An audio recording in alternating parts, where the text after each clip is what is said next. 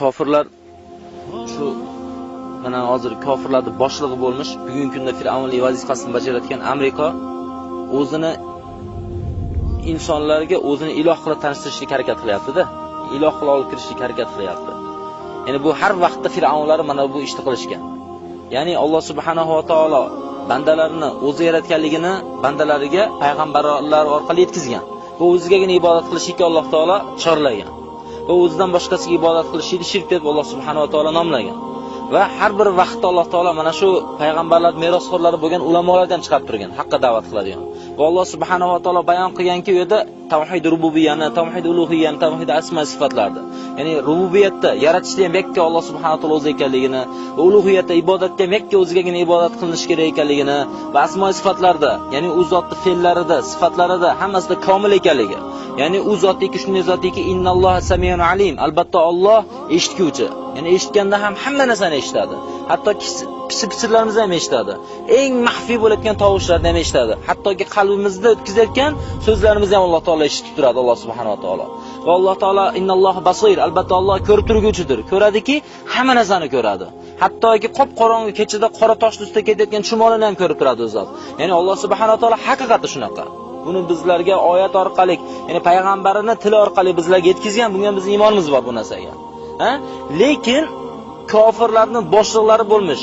Ularda ana shu o'zlarida ilohlikni da'vo qilayotgan soxta ma'budlar, ana shu har bir davrda Fir'avnlari o'zida ham mana shu sifatlar bor qilib insonlarga ko'rsatishga harakat qiladi.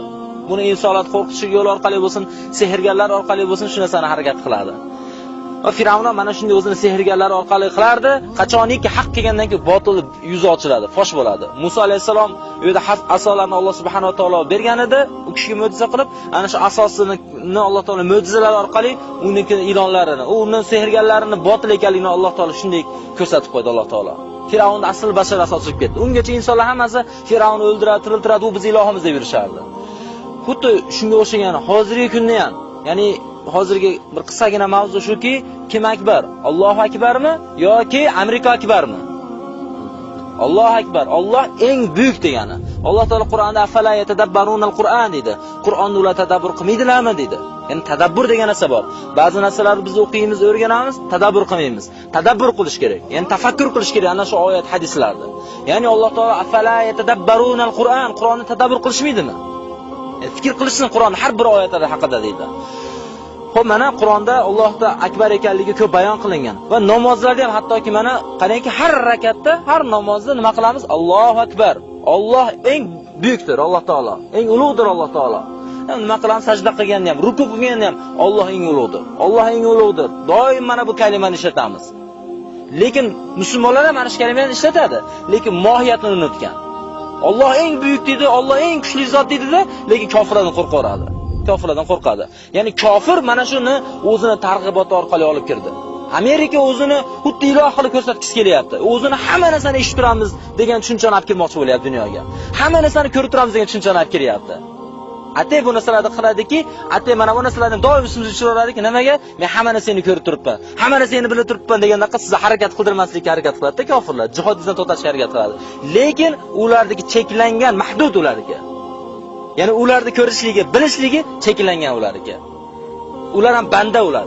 Har qancha ular o'zlarini ziynatli qilib iloh qilib ko'rsatishga harakat qilmasin, ular banda, ular bandalik chegarasidan ilohlikka chiqib ketgan emas, u soxta u gap. Ming taraqqiylashtsa ham ular Allohning nimasidan, demak Alloh taolo belgilagandan oshchasini qila olmaydi. Bizlarga Alloh taolo yozib qo'ygan foydadan oshchasini ham bera olmaydi, zarardan oshchasini ham bera olmaydi. Mana jihodni minbarini, ya'ni jihodni cho'qqisidagi foyda shuki, siz tavhid haqiqatini tushunasiz bu yerda. Siz bu yerda har soniyada Allohning marhamati bilan, Alloh berayotgan imkoniyat bilan yashayotganingizni his qilasiz. Ya'ni o'zingizni nimangiz bilan emas. Ya'ni Alloh taolo nima shunday janglarni ko'rasiz, shunday bombalardan chiqib ketasizki, bu yerda odam tinch chiqish kerak emas deysiz. Lekin bilasizki, Alloh taolo sizga hayot berayotganligini. O'zi tashqaridagilardan so'rasangiz, tashqaridagi musulmonlardan ham kim hayot beradi desa, Alloh deydi, uni biladi. Kim o'ldirsa Alloh deydi, lekin beg'am yuraveradi. Ya'ni unutib o'limni nimaga? Xuddi uzoq yashayman deb o'ylaydi-da. Yoki hayotini ham bir hayot bo'lyapti deb o'ylaydi-da. Lekin bu yerda siz his qilasiz. His qilasizki, Alloh beradi hayotni. Har bir soniyani. His qilasizki, bu o'limni Alloh beradi. Demak, mana shu Alloh subhanahu va taolo akbar, buni his qilishimiz kerak, qalb-qalbimizga bu narsani javob qilishimiz kerak. Mana Amerika nimaga o'zining istixborot filmlarini chiqaradi? kinolarda ko'rsangiz, nima qilib ko'rsatadi? Xuddi nimalari, istixborotlari, FBRlar butun dunyoni nazoratiga olgan. Kuzatayotgan. Bitta odam shunday qilsa telefonlarni ham eshitib qo'yayotgan. Shunday hamma narsasini eshitayotgan qilib, o'zini bilayotgan qilib ko'rsatadiki, insonlarning qalbiga qo'rquv soladi. Amerika hamma narsani bilib turar ekan. Yo'inki Amerikani qullari bo'lmish O'zbekiston va hokazo davlatlar, masalan, rahbarlar nima qiladi? SMB'ni chaqirib aytadiki, 6 yil oldin u bir adirga chiqqansan, shunda yoningda bittasi bo'lganida, ana shu odam kim edi deb qo'yadi. Sizga tushuncha keladiki, endi 6 yil oldin mana shu yerda chiqqanini bilgan bo'lsa, bittasi bilan demak hamma yurganini bilib turibdi degan tushuncha keladi. Uni maqsadi hamma hayotingiz bilmaydi-ku. Faqat sizga ba'zi bir nimalar aytib qo'ydiki, shu bilan biz seni ko'rib turibmiz degandek qilib qo'yadi. Yo, ular unaqa qila olmaydi ular. Ya'ni shunday tushunchalar olib kirib qo'ydiki, ular keyin sizga ansonlik qilgani ham qo'rqib qoldi mana musulmonlar. Hatto musulmonlar bir-biriga ishongani ham qo'rqib qoldi. Ya'ni shu tushunchani kofirlar olib kiradi doim. Ya'ni shu tushunchani biz chiqarib yuboraylik qalbimizdan, chunki siz bilan biz ummat yetakchilarimiz hozir mujohidlar. Bu narsani qalbdan chiqarishimiz kerak va ummatga shuni da'vat qilishimiz kerak, baralla.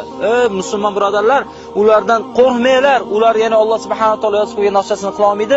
Nima qilinglar? Ya'ni sizlar Amerikadan bo'lgan qo'rquvni qalbdan chiqaringlar. Ya'ni qo'llar qurol olinglar, qo'rqmanglar, inshaalloh g'olib bo'lamiz.